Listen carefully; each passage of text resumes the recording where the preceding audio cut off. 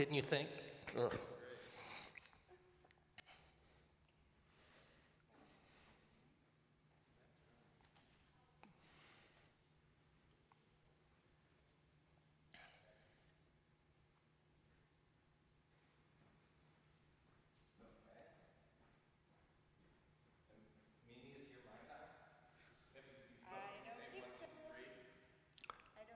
One, two, three, Charlie. I don't hear anything. It's got a green light. Oh, there it is. Oh, oh, oh. Whoa. The ghost. It's very loud. Okay, ready? And go. Good morning and welcome to Church of the Holy Spirit, to our program, Faith at Work. We're welcoming Charlie Bell, our speaker, and we'd like our rector, Luke, to tee us off with our prayer. Thank you. Thank you, Mimi. Welcome, everyone. Welcome, Charlie. I thought we'd invite the psalmist to tee us off this morning. The Lord be with you. And also with you. Let us pray. Lord, you have searched me out and known me. You know my sitting down and my rising up. You discern my thoughts from afar. You trace my journeys and my resting places, and are acquainted with all my ways. You press upon me behind and before. You lay your hand upon me. Where can I go from your presence? Where can I flee from your spirit? If I climb up to heaven, you are there. If I make the grave my bed, you are there also. If I take the wings of the morning and dwell in the uttermost parts of the sea, even there your hand will lead me, and your right hand hold me fast. May we all be strong and of good courage, neither fear nor be dismayed, knowing that the Lord our God is with us wherever we go. Amen. Amen. Thank you. Today is our 102nd speaker, and each month we have a program where we bring together men and women of faith, Christian, Jewish, Muslim, basketball stars, CEOs, parishioners, and more. All of us are dedicated to focusing on the ways that the Lord calls us from our Sunday lives into our daily week. And certainly Charlie is going to share his unique story, as each person has, in a very compelling and inspiring way. Just a few housekeeping details. Please put your questions in the chat. We'll be happy to answer them. And if you haven't had a chance to learn more of Charlie, you can find his website at www.longrun.us. So that's a lovely follow-up to what will be an excellent program this morning. So Charlie is a fellow classmate from Princeton, and we happily give away our age to say that we just celebrated our 45th reunion. One of few people that I know who took a year abroad between high school and college. I think Charlie began Princeton with a wiser perspective on life and college than most of us, certainly than me. Graduating as an engineer, Charlie secured a coveted position at IBM. Seems like the perfect success story. Charlie, tell us a little bit more. I'll start at the very beginning, but don't worry. I was born in Northwest Massachusetts. My dad was a college hockey, football, and baseball coach. But when I was less than a year old, we moved to a boarding school in Connecticut called Hotchkiss School. He coached and taught there. My mother was a homemaker with 3 of us. I was the youngest. And when I was 10, we moved to yet another boarding school, this one in rural Pennsylvania. It's called Mercersburg Academy. And again, my father was teaching and coaching there. My mother was a librarian and became the first dean of girls when not the first, the second dean of girls when it went co-ed. So I naturally went to that school. And when I graduated from Mercersburg, as you said, Mimi, I went to England for a year on an exchange program. So I got a chance to see the United States from afar and to feel some independence. I hitchhiked around England quite a bit. I took a Eurail Pass jaunt around Europe, so I saw quite a bit.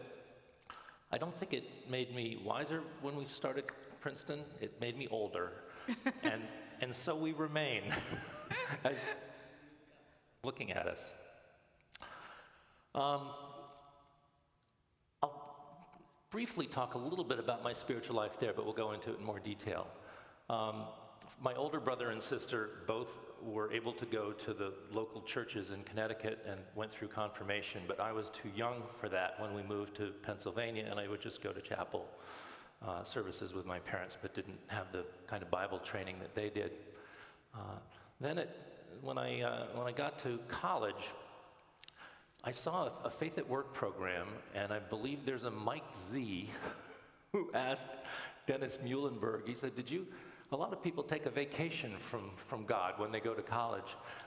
He did not, but I think that was a pretty good description, except that I remember often the late at night when I finished studying in the library, I would walk across the plaza to the chapel, where every night they played organ music from 11:30 to 12, and I would just sit there peacefully, enjoying that. After college, I went to work in New York, selling IBM's largest mainframe computers, when IBM was maybe one of the most respected, largest companies in the world, and I was on their fast-track executive training program in sales to start with. And the nice thing about that was I made quite a bit of money. I was in debt a lot because my parents were teachers, so I had a lot of college loans to pay off. I didn't go to church much, so the vacation from God may have been extended a little bit at that point. But about a year and a half into my life there, I spent the weekend out in the country in Connecticut with my sister and her husband. And on Sunday night, I was standing on a train platform in Fairfield, Connecticut, waiting for the train to take me back to the city. And as I was standing there, just with thoughts looping through my head, I said to myself, I don't want to go to work tomorrow. Now, I think that it occurred to me before, even when I was a student, the Sunday night blues thing, but I'm sure most people here aren't familiar with that, but we'll just assume you could imagine Sunday night feelings. But instead of saying, oh, I don't have to go to work tomorrow, or I guess I got to go to work tomorrow, I started asking myself, what would I really want to do instead of going to work? And right away, I had all these crazy ideas, like I could learn to skydive or learn to scuba dive or go to the Himalayas and trek all around and find myself. I thought I could go to a foreign country and learn a language. I was an engineer in college, and so I was not really good at French or Spanish or anything.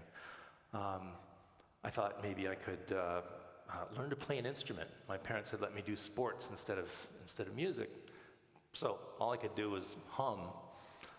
But what I decided to do was sort of think about the activities that mattered the most to me. And the things that came up were, number one, I wanted to write. I would love to write. But I realized that whatever I did, I could write. So that wasn't sort of an issue. Any of these crazy activities would allow me to do that. The second thing was I really wanted to see the United States. I'd had the chance to see Europe and have that independence and sort of an adventure and see some foreign countries. But I really didn't feel I knew the US very well. And I was a pretty patriotic guy. And the third thing that really mattered to me was I wanted to run. I was a soccer player in college, and Mimi's so kind and generous that she said, "Oh, Charlie, yes, I can remember watching it." In fact, she would not be telling the truth because she'd be watching me sitting on the bench. In fact, the far end of the bench. This is not verified, but I think I was one of the least skilled soccer players in the history of the NCAA. But senior year in college, I decided to go out for a run, as I often did. Instead of going 3 or 4 miles, I just kept going. And instead of going for 25 or 30 minutes, I came back and it was like an hour and a quarter later, and I was tired, but I felt great. And I thought, man, I'd like to see how, this is wonderful. So I went to New York, I started doing longer and longer training, and I ended up running the Boston Marathon and the New York Marathon. And I was fairly good for a beginner, and I thought, I wonder if I devoted myself for years to becoming a good marathoner, how good could I be? Could I make the Olympic trials? Could I make the Olympic team? Could I win a gold medal? So I got this bug, and so I put these three ideas together: writing, seeing the US, and running. And I thought the logical thing to do was to go ahead and buy a van and drive all around the country, and everywhere I went, I would go out and go for a run. And I thought, that's a great idea. I finished that, I'll have lots of stuff to write about, I'm sure. And then I thought, as I was visualizing this, it's gonna cost gas money. I'm gonna have to buy a van, I'm gonna have to repair it, and it might keep me from this 5 or 6 years of running marathon training for the Olympics. And I also pictured myself, driving into some small town somewhere, like Lake Forest, some tiny little town in Nowheresville, Texas, and having a great conversation with a local. You can see I'm not at a loss for words, but I could be having a conversation with a local, and I have to interrupt myself and say, I really enjoy this. I gotta go run 15 miles. Will you be here when I get back? So I thought the solution for this challenge was, instead of buying a van and driving all over and doing my workouts, I would just run from one place to the other. And that was perfect, because then when I got to town, I wouldn't have to step away from anything, and I could enjoy what was there and relax and take it all in. And I could just visualize myself going from, Maryland to California all by myself, having a great time. My parents would fly out to meet me in Los Angeles, and I'd have friends, and there'd probably be a couple newspaper reporters or something, and I'd dive in the Pacific and towel off. And then what would I do? I was like, this is silly. When I go out for a run, I don't run 10 miles and then have somebody drive me back home. I do a loop. And suddenly, I had this vision. I could see the United States like a weather map. And as you're looking at it, I thought, if I went all the way around the country, I would cover 3 times as many miles, a little bit more than that. I would see much more variety from coast to coast, north to south. And I actually did some quick calculations. If I can run 25 to 30 miles a day, there it is. 25 to 30 miles a day, 5 to 6 days a week. I could do the whole thing in about 15 months. I could go down to the south in the fall if I started in late summer. You can see where my parents' home is, the little indentation there in Pennsylvania. And I could go down south in the fall, go across the desert, go through the desert in the winter, go up the west coast during the spring, come back across the Great Plains during the summer, circle New England in the fall, and be home in time for Christmas. And with that, again, this vision, I could see this blinking light just like that, winking its way all around the perimeter of the country, and I thought, man, I gotta do that. Amazing, aspirational, and a perfect thing for a kid coming out of college, ready to go. I wonder, making that decision, what would I have done with that revelation? Did you not just go to work the next day? How long until you started? What went through your head getting ready for that trip? I did go to work the next day, and the day after that, and the day after that. I'm a pretty organized guy, although my wife and children might question that at this point. But I knew I had to get ready for it, physically and mentally. And I also needed to save money. So the first thing I did, as soon as the lease ran out, I left Manhattan, where I had a nice apartment, and lived in a dive in Westchester County, New York. The rent was less than half of what I was paying. I could go out and do my runs with a backpack without having office workers see me and wonder if I'd lost it. I told my office workers that I was going to go to business school so they could sort of prepare for my transition. But the whole process, from the time I got the idea till I went out the door, was almost a year and a half. And so it was just training more and more, slowly. But the biggest thing was I was trying to prepare myself mentally and emotionally for the hardships that I'd faced, for what it would be like if I got injured or had scary encounters or something, and just trying to summon the energy and use my imagination. So I worked from March of 1978 until the last day of May, 1979. I went back to my parents' home in Pennsylvania, trained every day all through the summer. And kind of arbitrarily, I picked a Monday in the middle of August, and so on August 13th, I think there's a couple pictures here that are going to, I hope, give you a laugh. One is me on the, let's see, do I have, yeah, how about picture 31? That's me standing on the front steps of our house, I believe, the day before the day the trip began. There I was. I'm 25 years old and I look about 12. The useful thing is helpful, but later in life, but it's catching up to me now. And then if you could put up number 3, slide number 3, you'll see me with the backpack actually starting the trip, the very first steps of the trip, slide 3. Now, those of you who are technically savvy will realize that actually wasn't the first steps. I had my father take a picture of me with my camera, and then I had to stop and run back and get the camera and do the real thing, but that looks pretty much what it's there. And so I had a backpack, and I don't need to go into the logistics of the whole thing, but that was the start. I will say it was, for those of you doing the calculating, about 10,000 miles overall. It was 3,000 miles each way and maybe 1,800 each side up and down the coast. So when you hear the phrase, journey of 10,000 miles begins with a single step, you got it right there. So we're putting ourselves, through your wonderful description, into this movement forward. So what was it like? What did you see? What did you learn? How did this become a spiritual experience for you? It was powerful in many ways. And I'm so glad that the church has allowed me to have 12 hours of conversation here, and you at home can tune in, because the thing that was most overwhelming is just the magnitude and the scale of the trip. It's very easy for you, and even for me now, to say, wow, this whole thing, it's so daunting, it's so overwhelming. But I had to do it, one step, one day at a time. And so my thinking was, I've just got to get to the next town. I don't know the Chicagoland geography well enough to say what's 25 or 30 miles from here. Wheaton? I don't know. But that's the attitude I had to have.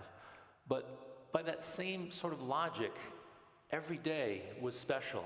And I found very quickly that people were reaching out to me again and again and again. I had a rule for myself that I would only allow myself one night a month in a motel. So 29 or 30 days a year, a month, I was out there trying to find shelter or find a safe place in a park or a little league field to sleep. And I ended up in jails, in churches, fire halls, in greasy grass next to truck stops. I slept in an outhouse one time. I was on beaches and mountaintops. But again and again, I would meet strangers who would just invite me into their homes. Oh, yes. That was in Florida. I was in jails 5 different times. All around the country, I was an equal opportunity inmate, I guess. But it was extraordinary how people would reach out to me. There was a grocer in Appomattox, Virginia, who invited me home, but he said, but I met him in the grocery store, and he said, before we go home, we're going to walk through the grocery store, and anything you want, you can take, put in your backpack, and carry with you, and whatever you want for supper, we're going to do it. And he was pulling porterhouse steaks off the shelves and all this. Went home, had a wonderful time with his family. They ended up calling relatives 400 miles away in Georgia.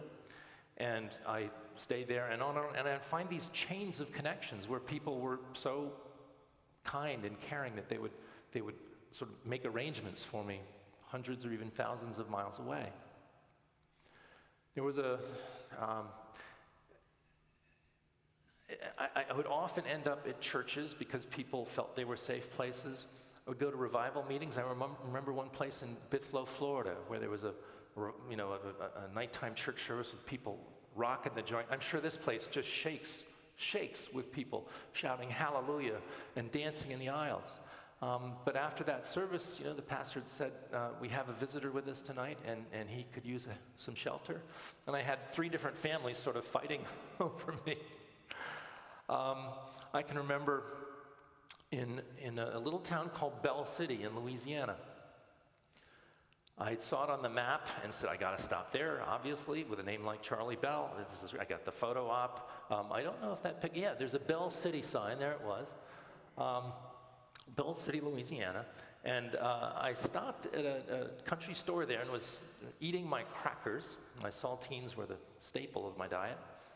And while I was just sitting there watching the sun go down and wondering where I should find a place to sleep, out of the door of the grocery store came a farmer with a bag of groceries and a 9-10-year-old boy.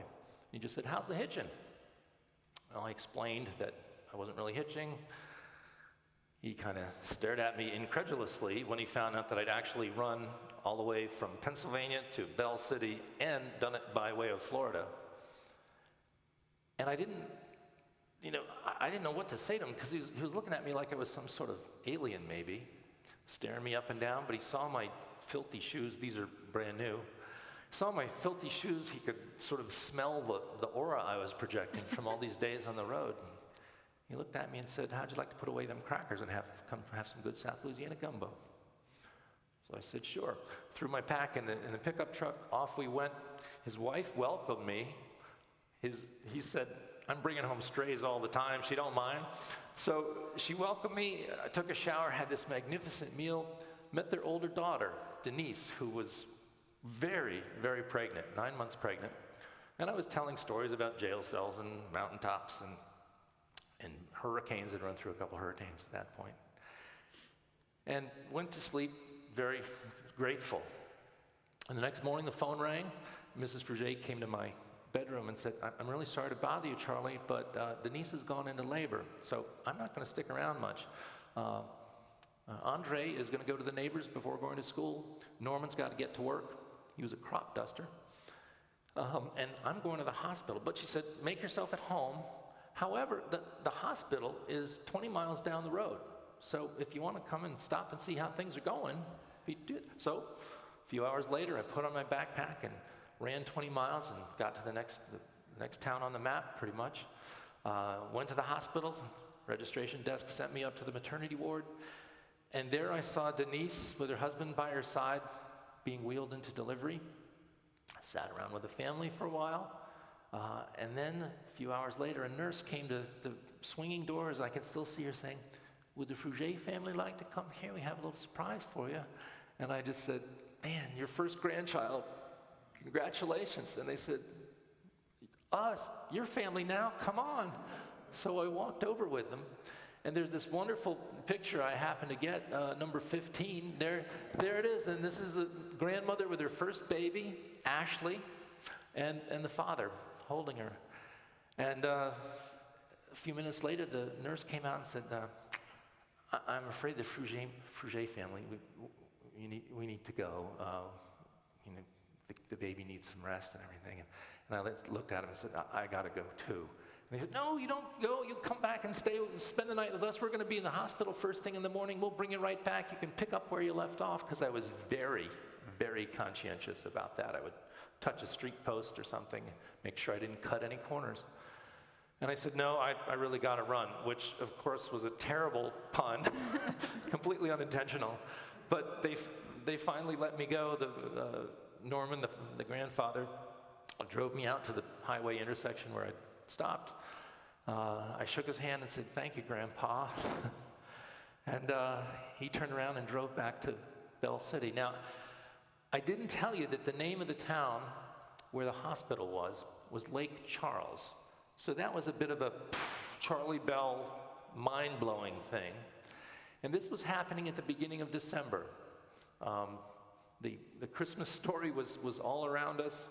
It was just like, there was no room for the inn, and here they took me in. And as I was standing there getting ready to run again, I knew, as much as I know that this is a cold water bottle, that I'd be telling this story the rest of my life. And of course, there's this sense of the miraculous nature of the baby being born and this Christmas story connection. And just the incredible coincidence of Lake Charles and Bell City in my name. But to me, the real miracle of it was not all those things, but the miracle was that he was this man who reached out to a total stranger, stopped to talk, and without really thinking about it, invited me into his home, into his life. And this happened again and again and again. Go on from there. I'll just give you 2 or 3 little examples. A few days later, knocked on the door of a minister's home, and they welcomed me in. They said, "We got to go vote, but you're welcome to stay here, get to talk with your teenage daughter." And here was this teenage girl who was totally comfortable with a stranger in off the street. And I got to talking with her, and I asked her a question that I ask a lot of people. What would you do if you had 2 years to do whatever you want to do, to try to have people connect to my crazy, eccentric adventure? And she said, "Oh, I'd go to the Holy Land." And I said, "Wow, what would you do first?" And she said, "Oh, I'd go right down to the Sea of Galilee just to put my hands in the water." I could go on with that story, but I'll take us to West Texas, outside of a town called Harper. I was just running down the road facing traffic, and some teenage kids on the other side of the road slowed down their car and said, "Hey, buddy, do you want to ride?" A couple teenagers. The boy was Todd, and his girlfriend was Judy. And I said, "Oh, that's okay. Well, what are you doing?" We started talking about it, and they said, "This is so cool. Where do you sleep?" And I said, "I don't know. Is there any place down the road that you'd recommend?" And they said, "Well, our minister is really nice. We'll tell him that you're coming, and he'll expect you. He'll be great." And I thought, well, God's working in wonderful ways yet again. And I kept going, and an hour and a half later, I was getting pretty close to town, and all of a sudden the car comes down the road at me, and window rolls down, and Judy's holding a plate of cookies. She said, "I just baked you some chocolate chip cookies. Thought you might be hungry." And I said, "Oh, you're so kind." And I reached to take one. She said, "No, you should have the whole plate." Go to Southern California. Leaving Los Angeles, I can remember some people saying, "Wait till you get to Malibu." Now, I don't know what associations you have with Malibu, but I think of rich people, movie stars. Anyway, instead, I'm going along the coast, and I see this beautiful tall church with a lit up cross, very modern looking. And it turns out it's Pepperdine, Malibu, very Christian school. So I go in to think maybe I can find a place to just put my sleeping bag down there. And I go to the security gate, and working the gate is a student, scholarship girl, trying to earn some money. And I told her my story, and she said, this is wonderful. I'm sure we can help out, but I got to call my supervisor." So she calls the supervisor, and the supervisor flat out says, "We can't allow this. This is just not something that we can allow a stranger to camp out." So she said, "Thank you very much," and put down the phone. And she said, "I am angry." And she was fired up. I mean, I wish she were like president of the country now. She goes, "We're a Christian school. We tell everybody who comes here how we live the Word of God, the Living Bible, and all this stuff. We have a church up with a lit up spire and a cross on it, and you can see it for 10 miles if you're out at sea." And she said, "And here somebody comes in who's just looking for nothing but a patch of ground to sleep on, and they say, 'Go away.'" She said, I'm embarrassed and I'm ashamed." And I said, "Well, I really appreciate that. That was sort of the spiritual uplift I needed, even though I didn't really consider myself a confirmed Christian at that point." But I said, "Well, what should I do?" And she said, "Well, I know what I'd do if I were in your shoes. You go walking right up that long hill, and you bend around to the right, and you'll get to the president's house. And the president is a wonderful man, and he's a true Christian. And if you knock on his door and ask him, I'm sure he'll let you in. So inspired by her, this college girl, I went right up, got to the president's residence, knocked on the door, but nobody was home. So I went off in the corner of the lawn. It was a massive, expansive lawn, and put my little tent up under some bushes. And I woke up the next morning to see the whole shimmering Pacific at my feet. But these little encounters happened again and again and again. And everywhere I went, people witnessed to me. And I promised to end this story shortly. But the last important piece I want to put together here in this spiritual journey that it was becoming very quickly was I was staying on a mountaintop in the Cascade Range in Washington, right in the middle of the state. It was early June, but there was still snow in the meadows of the ski slopes. And it was a full moon night, one of the most magical nights of the whole trip. The next day I was feeling wonderful and went for a walk, and as I was doing that, I met a young couple. We started chatting, and they were coming back from a revival meeting, and they were very devout evangelicals, and they began witnessing to me right away and talking about their own faith journeys and talking to me about mine. And I kept saying, well, you know, I've met wonderful people all along the way, and I went to church when I was a little kid and spent time in the chapel at college. But when I got to New York, I was too busy, and I was doing my running workouts every Sunday, so I wasn't going to church all that much. But I'm feeling like maybe I'm getting close. And of course, this was music to their ears.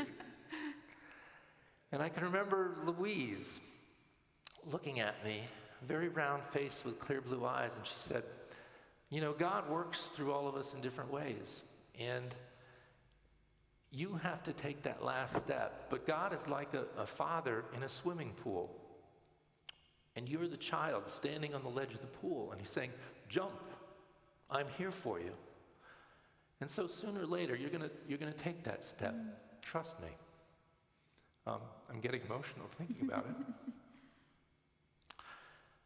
And I thanked them and went on my way. And of course, that was a downhill, a long, long, long downhill. And it was a little hard. Downhills, in a way, are harder than uphills because they're more jarring. And I'd been having a little funny feeling in my knee for a couple months. Not enough to really worry me, but to sort of be aware of it. And as I made my way down the eastern slope of the mountain on this beautiful morning, sort of easing into the afternoon, and when I reached the bottom, I realized two things. One, my knee was just a little bit worse than it had been. Something was awry. But the other thing I realized was I'd taken that step. I'd been sorting through the thoughts about my faith, and I really didn't see Jesus as a concept anymore. I didn't have this Ivy League, collegial, abstract notion. It was like Jesus had been given to us so that we could share in the glory of God. And at that point, I could look in a mirror and say, I'm a Christian, you know, head to toe. There was actually a stream coming out of the side of the mountain there, and I was very thirsty, and I went over to take a drink, and like that, I just gagged on the water. And I realized, stupid human that I am, that stream wasn't meant there just to give me a drink of water. It was there to sort of be a baptism.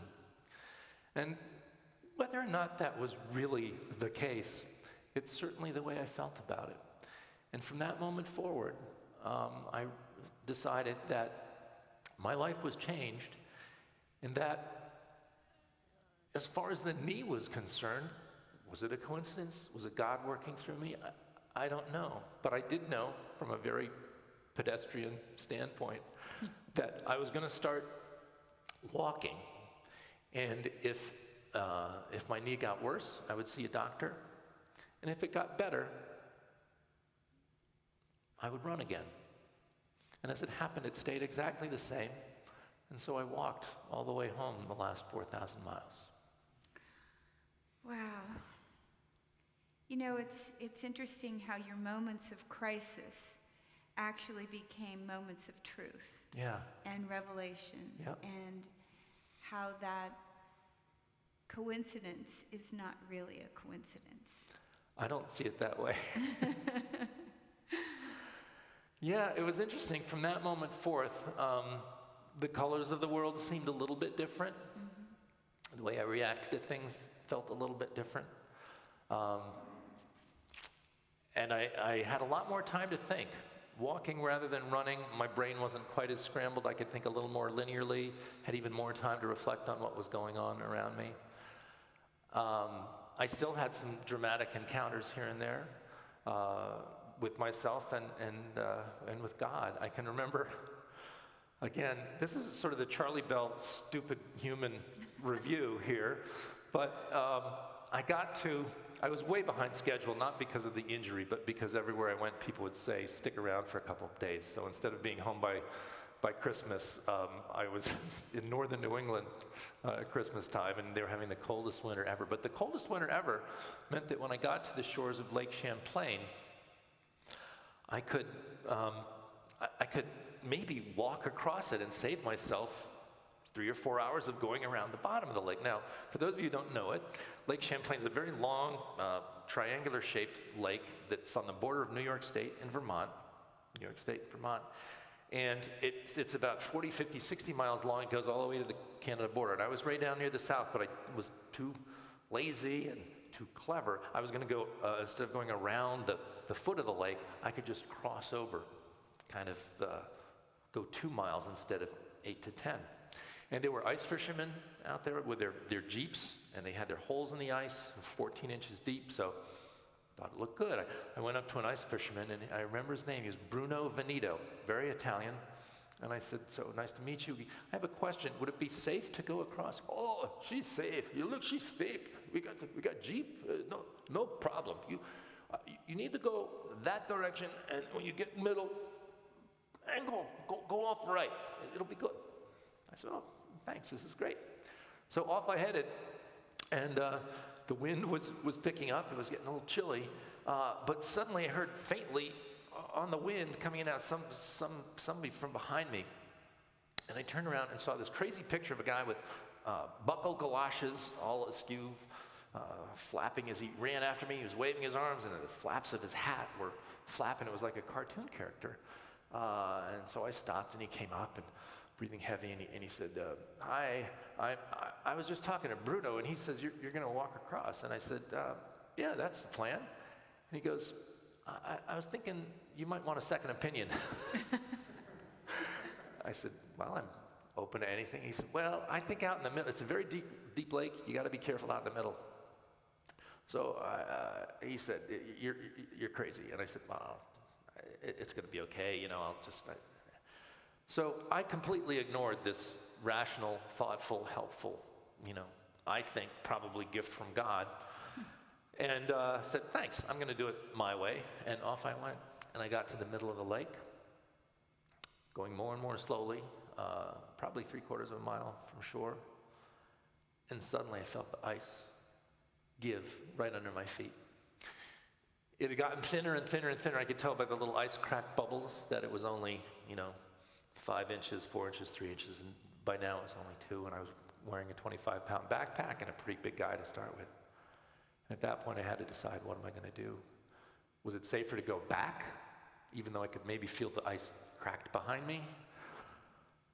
Go forward? Do I lie down on the ice and sort of do this Army Ranger thing where I'm sort of sliding along to spread out my weight? And I finally decided to unbuckle my pack and keep my feet on the ice and slide step by step, just so that in case the ice gave way, I would dump my pack and somehow kick my way to solid ice, but I knew I'd probably be a goner. And I've never prayed so hard in my life, and part of the prayer was, God, forgive me for being so stupid.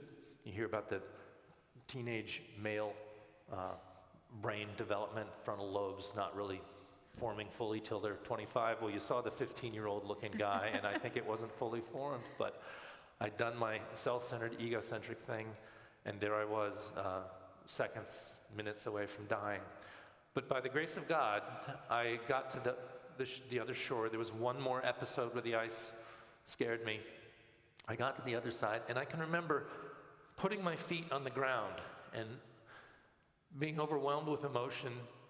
There was an intellectual thought of, this is this rock in space, and I was standing on solid ground that went 8,000 miles down there, and I had this powerful support. But I also realized that it was, of course, the support of God who'd gotten me to the other side. And I made a vow at that point that I was never going to do something that crazy or that required God's intervention so much. And indeed now, when I'm behind a slow-moving truck and I want to get over there and get to my dentist appointment on time, and I start to think of going left, I remember that feeling of solid ground, and I say, I'm not taking chances. Thank you, God. Amen. And that was it. Still, the little moments kept touching me all the way home. But I don't know if I should leave it at that or talk about some of the little encounters. It was hard that last few months of the trip, knowing that it would end, but on I went. So there are many points of transitions in our lives, and when you signed your email to me, you signed it as a teacher, as a runner, and I would add to that a pastor. As you were running around, I mean, that sounds like a heavy cloth, but in a way your openness to people and to their stories became part of your story. Yeah. And I would wonder if you could just sort of take us now 40 years hence, and you are retiring. Yeah. It's yet another transition. Can Yeah. you share how your journey of 25 is now your journey at 67? Wow. Again, we've only used up half an hour of that 12 hours, so I'm very grateful. A couple things. I like to think decisions are faith-informed through prayer. They can be very private, but you're always trying and usually failing, but doing your best to listen to what's right for you. In the case of first before the running trip and then afterwards, when I started to think about writing about it, I always had to try to envision what was the goal, what really mattered. And even now, I'm reminded of something that I learned along the way in a very peculiar way. This is a strange story. Do we have time for a 2-minute goofy story? So. Okay. I think so. I lose track. Shocking. So, I was out in Northern California in a little fishing town called Fort Bragg, and it was a night in March. I'd been on the road for about 8 months or so, and a typical night. I was just looking for a place to sleep, and I came upon I was a little, I don't know what was wrong. I didn't want to knock on doors or anything, but I turned around and saw this guy walking down the street. He looked to be 30s or 40s or something. Excuse me, my name's Charlie Bell. Told him the story. Just looking for a place for shelter. And he goes, let me tell you a story, son. He came over, put his arm around me. This is pre-COVID by 40 years. So when I come into this town 11 years ago, I had $34 in my pocket. You see that grove of pine trees down there? That's the pine flats. For 2 weeks, I slept in a blanket in the pine flats. It was rainy, it was no grass, it was muddy. It was a mess. But I worked hard, and 11 years later, I own the second biggest fishing fleet in the town. I own a bar. Today's my 40th birthday, and you're going to help me celebrate. Okay. The weird thing was, his way of celebrating is we went to the bar, and of course the bartender knew him, he was the owner, and he started making me drink shots of whiskey while he was just sort of sitting there chatting with all his friends. So I was in this fuzzy, loopy little haze. I had like -% body fat, of course, but I was content and mostly listening to the parrot in the corner chirping away. And after a few hours of that, his family and friends decided, as they'd planned, to go back to his house with their kids, some of whom were in the corners of the bar, and have a meal and celebrate. So I went back with them, and I was just sort of like the guy in the back from Pennsylvania. And they were having a grand old time, and I was just sitting there loving the food, watching a documentary on Jacques Cousteau on television, just in this little haze. And then they suddenly started getting a little worried because they were running out of liquor. And the call went up, what are we going to do? What are we going to do? You own a bar and you run out of stuff. And he said, well, I own a bar. We're going back to the bar. So they go, yeah, that's it. And it was almost like this toga party thing, like, back to the bar, back to the bar. And then somebody who was thinking a little more clearly than the rest said, what are we going to do about our kids? My host said, Charlie will watch them. And just like that, all the adults, probably 10 of them, 15, walked out the doors, went to their cars, and there I was with 7 little kids. I don't think I have a picture of that, but, and it was amazing. I don't know what was going on there, but this is related back to the retirement story and transitions. Because as time went on and I cut the birthday cake for the kids and we put sofa cushions down for them to sleep on, and we got some blankets and pillows, and they went to bed, and suddenly this noisy, crazy party had just been transformed into a moment of stillness, and there I was in charge of it. And as they went to sleep, I was overwhelmed with a sense of peace and purpose, because I realized that for the first time in 5,000 miles at least, many, many months, it was the first time I felt needed. It was this clarity, this vision almost, and this was before my conversion, if you will, but it was that powerful feeling. And I do think that in various places in life, that's the question we should be asking. What are we good at? What are our talents? What has God given us? How does He need us to be working? And so in my own retirement, I was again blessed, because I'd been working on the story of the trip, the writing of it, the magnum opus, the grand account for 40 years.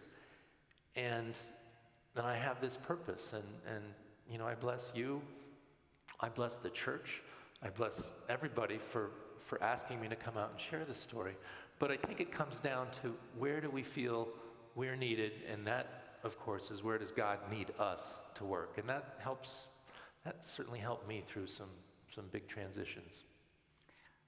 Well, you are certainly the storyteller, the raconteur. And in fact, Charlie did do a series of weekly stories for a year on Connecticut Public Radio, using vignettes of the long run.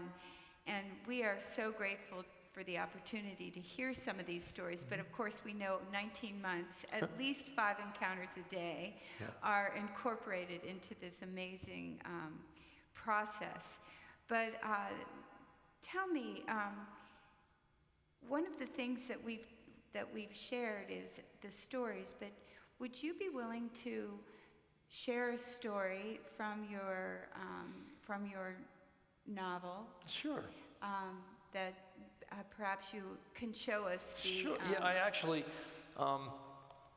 you've gathered that I don't condense things very well.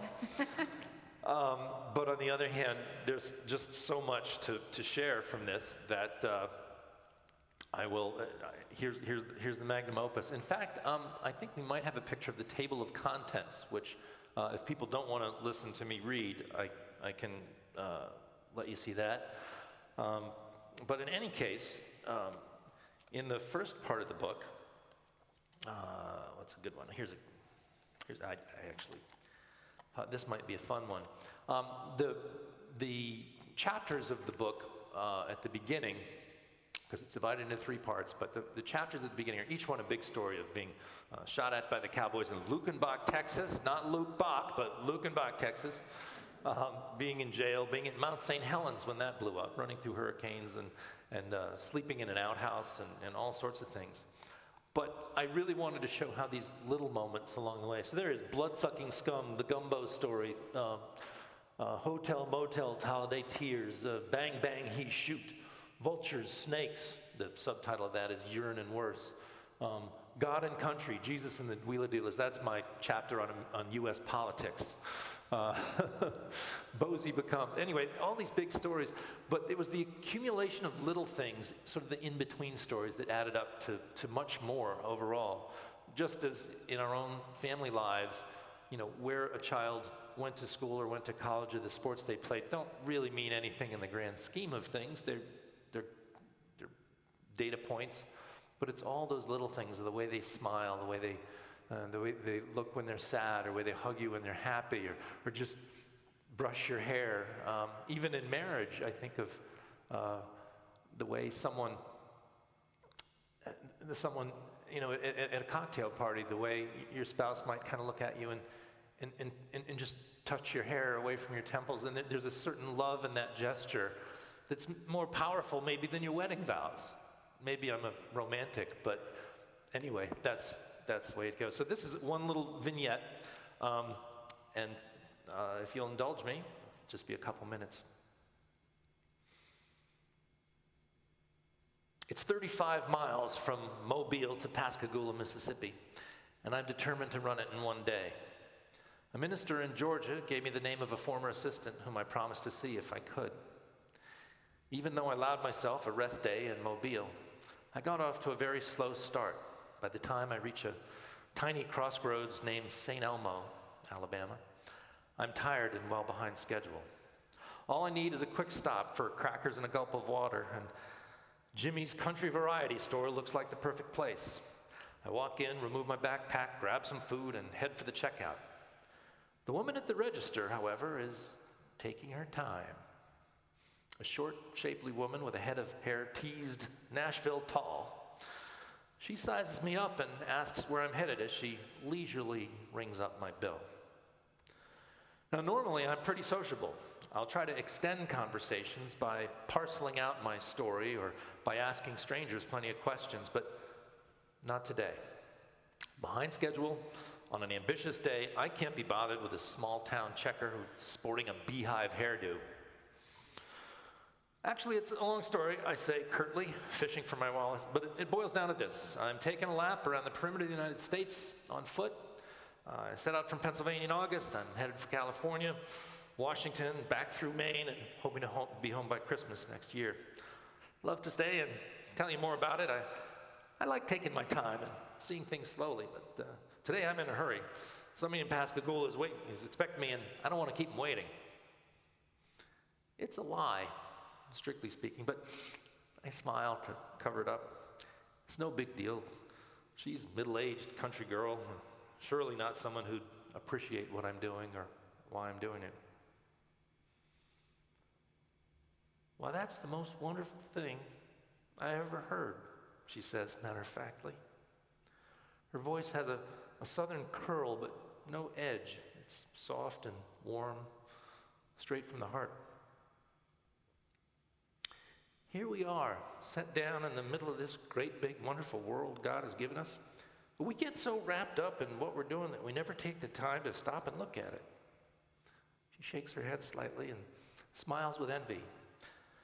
Now here you are, she continues, with your eyes wide open and your heart ready for whatever God wants you to see. And you're just moseying along, taking it all in, day after day. She draws herself up to her full height as she hands me my change, the better to look me in the eye.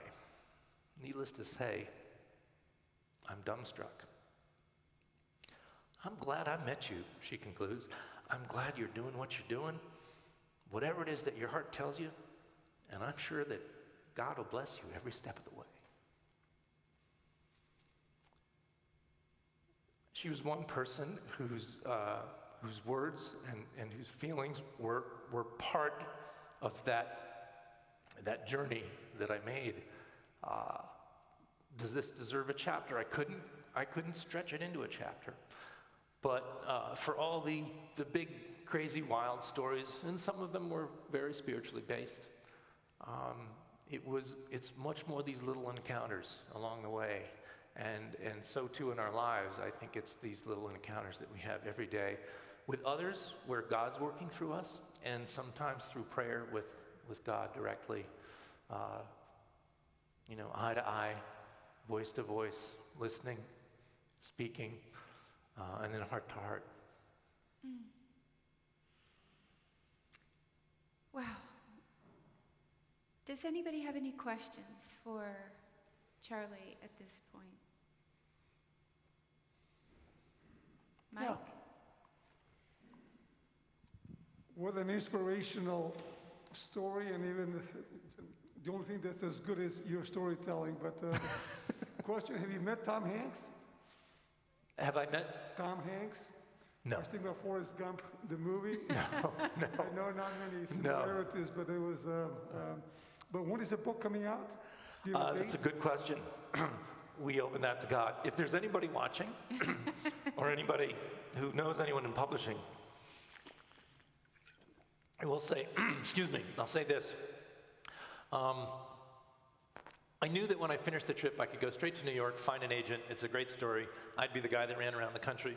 If I chose to take a Christian spiritual tack, we could go one way. I could be visiting churches, and I could do the Church of Charlie. I could set up my own televangelism community.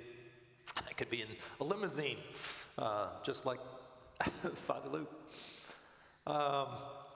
But I really wanted not to just tell the stories as they were, and do sort of a superficial, picaresque, not picture, narrative that is too simple and easy, and have somebody else write the book, ghostwrite it for me. And I really wanted to show authentically, it sounds a little presumptuous, but I wanted to show all these little things. And so I had a very unusual structure for the book that you might have seen. Again, I don't know about the time. But the long and the short of it is it was a very unconventional journey, very different from driving across the country and stopping and having encounters, or even biking, because it was so much more slow and so much richer because of that. So it was so unconventional that I decided I needed a very unconventional way to write it, and I worked on it on and off for 40 years to get it right. And until a couple years ago, I didn't feel that it was perfect. If you write a poem or an article, you can take weeks or months even to get just 5 or 10 pages right. This was much, much bigger, so it took a lot longer. Thank you. Any desire to retrace your steps, and what do you think that would be like? Wow. First answer is sort of. If I could grant my wish, and I know that that's not the deal here, but it would be wonderful to talk to Oprah and have a segment where every week or two, depending on it, have a crew go with the camera crew, go with me and meet people. Go back and find people who were kind to me, even their children or grandchildren, and say, I don't know what you remember of your grandpa and grandma, but they were wonderful, generous people. And find out about their stories for the last, however long it's been, 40 years, and find out what their paths were like.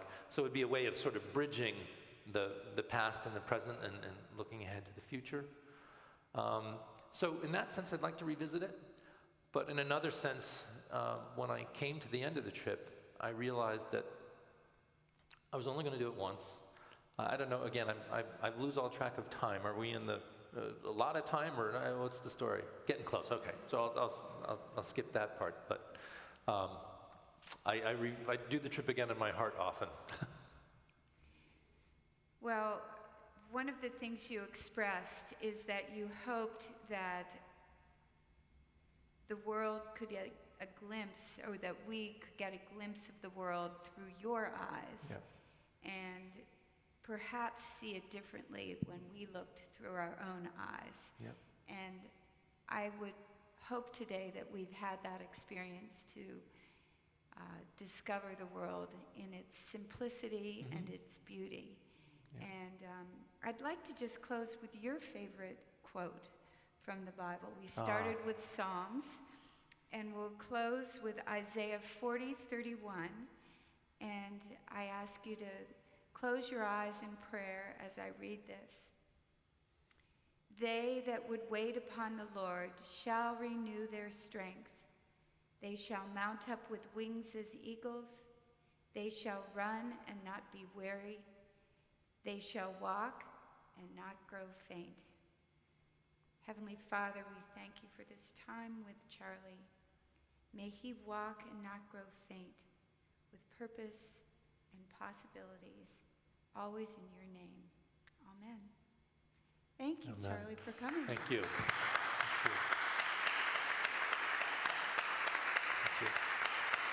Thank you, Zoom people.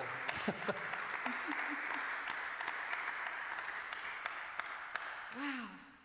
You surprised me with some of those stories. That was wonderful. Well, the funny thing, and some of you know this, is that I gave 2 talks yesterday at Lake Forest Country Day, and then we did a Zoom call with some college connections with alumni groups. And so I actually can go on and on and on, and it's always a challenge to decide what new ones to sprinkle in and what sort of old standards to go back to.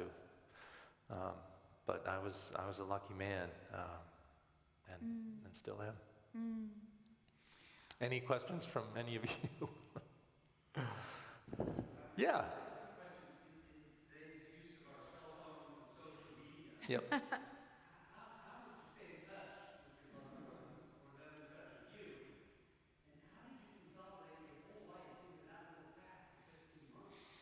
Well, Thoreau said, simplify, simplify. And it was wonderful. I didn't explain it, but this outfit was my only street clothes for 580 days.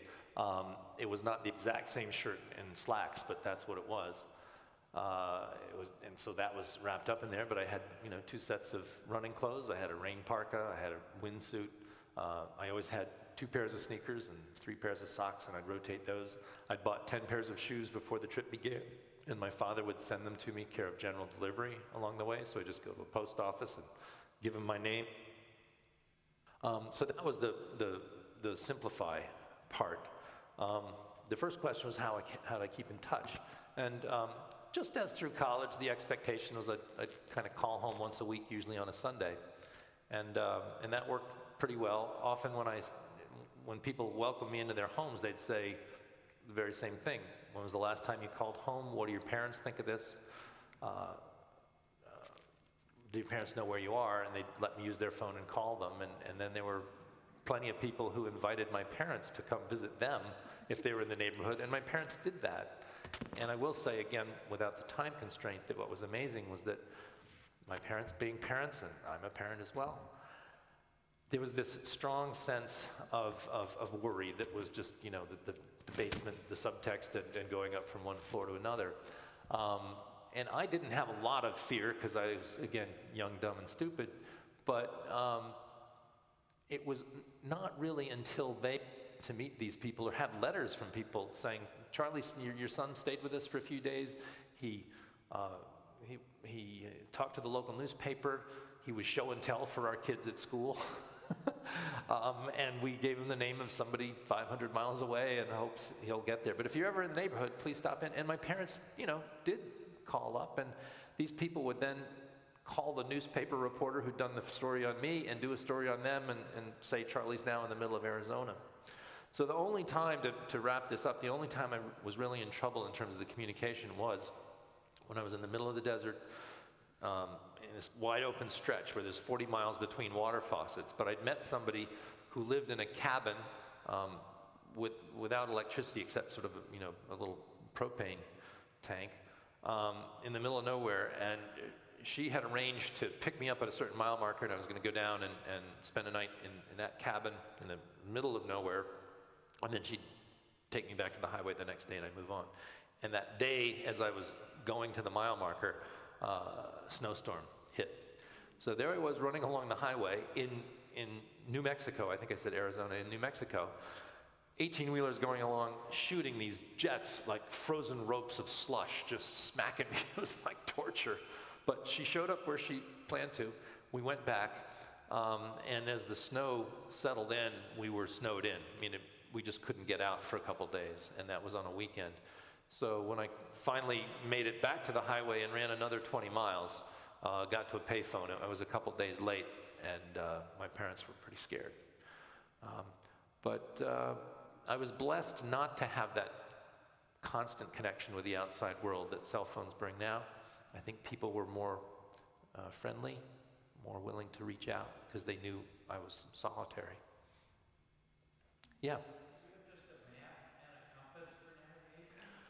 Just maps. As I got to each state, I would get a new map and plot where I went and then send it home. But as you know, all of us back in that day could read maps pretty well. And if I was in a city, it was harder. I'd have to get a Los Angeles map. And since you're here, I'm going to, and if anyone needs to go, just go.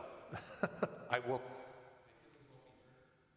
Oops, but when I went into New York, and Mimi and Bob were actually going to be at a party at a friend's house, so I was making my way into the city from the suburbs, and I knew I had to get to the Upper West Side, but my route was taking me through the South Bronx, but I did not have a street map.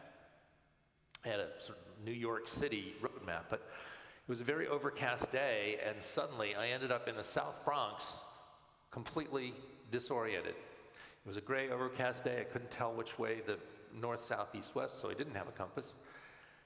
And I knew I wanted to get to the 207th Street Bridge over the East River to get back into Harlem, but there I was, and this was in the early 80s, when Bronx was burning, Son of Sam, all these horrible things were going on.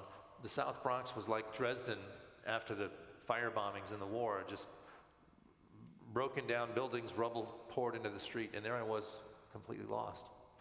And I pulled out my little lame road map, and while I was looking at that, a high school girl came up to me, she's Puerto Rican, and she said, do you need some help or some advice? I said, well, sort of. She said, now, I said, I don't want you to take this the wrong way, but if I were here, if I were you, I'd get out of here. She said, now, I don't have a problem with you and the way you look, but you're going to be in trouble pretty soon. And I said, well, I really don't take rides or anything. She said, no, you should take the subway, you should take a bus, you should flag down a cop car and get your butt out of here. She said, I'm fine with you, but I don't know what other people will think of someone. And I said, well, I really appreciate that. And she said, again, good luck, God bless. And just as we were parting, up drove a transit authority cop, so they have their own cars, and he said, you're looking at a map, what's going on? And I told him, he said, look, I'll give you a ride. And I said, no, I don't take rides. And he said, well, look, just take it from me. It's pretty dangerous around here. And the girl says, that's what I've been telling him. And I said, well, I'm stubborn. How do I get to the 207th Street Bridge? It's 31 blocks that way. So off I went through this real war zone type place. And it was about 35, 40 minutes. 3 other people came up to me and said the exact same thing, like, can I help you? Are you lost? What can I do for you? When I left when I left Chicago, and some people heard this last night, it was the south side of Chicago. I went right through a pretty bad neighborhood. I say bad because high crime rate and everything. And suddenly I was there as a high school let out, and I was suddenly surrounded by this horde of like 25 kids. And they go, what are you doing? What are you doing? And I said, well, it's a long story, but and the guy, you lying, man, you're crazy. And I go, well, I'm not lying, and I may be crazy, but I'm lying. And the guy said, no, man, there's no way somebody could do that. And there's this little kid kind of almost waist high, and he says, look at his legs, man. He ain't lying. And so we had a great conversation. There's a wonderful picture of it. I don't know if Victoria's still going, but the Chicago kids, 18. But so I was just surrounded by these kids. We had a great chat. And they said, so where you be going? And I go, well, this is sort of like the Chicago Hope neighborhood, I imagine. And I said, well, I'm going down there. Just write down the app. I don't remember what the route was exactly. He said, oh man, you don't want to go there. And I said, well, what do you mean? He said, man, if you could go past whatever street it was, you're in big trouble. And I said, well, how about it? How if I tell him, the little kid's name was Red. I said, how if I tell him Red sent me? He said, ain't gonna do you no good. But once again, it was fine. And then I got to a Catholic church, sort of very near the Indiana border.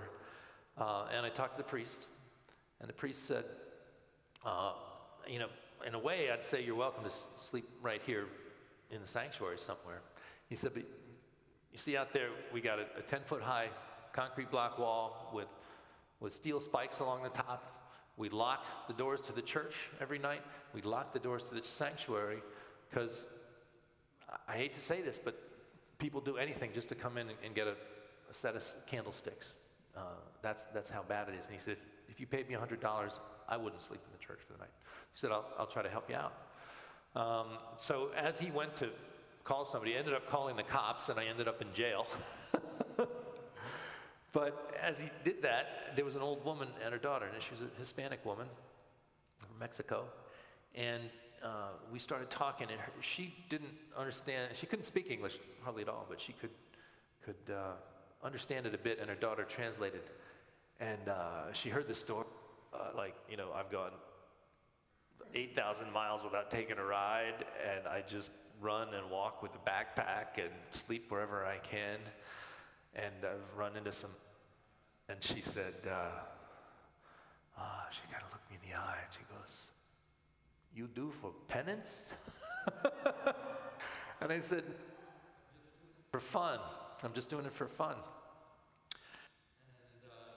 And as we got ready to say goodbye, she took her hand in mine. Done this with me before. She took her hand in mine, looked me in the eye, and she said, and I don't know any Spanish, but it sounded like Dia la Vienta or something like that. But I knew it was, you know, God be with you on your way. And again, not going to get a chapter out of that, but it was one of those little nudges that showed me that, you know, again and again, you know, where I was a stranger, where I was hungry, someone fed me. Where I was a stranger, someone had taken me in, and that far more than my dreams of gold medal glory, that was what kept me going. So, anyway. We probably have to get going now ourselves, but let me know the website. You can get in touch with me on the website if some questions pop up on your way home, but thank you.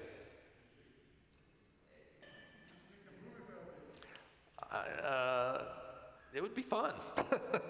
We have to make a series of movies, sequels.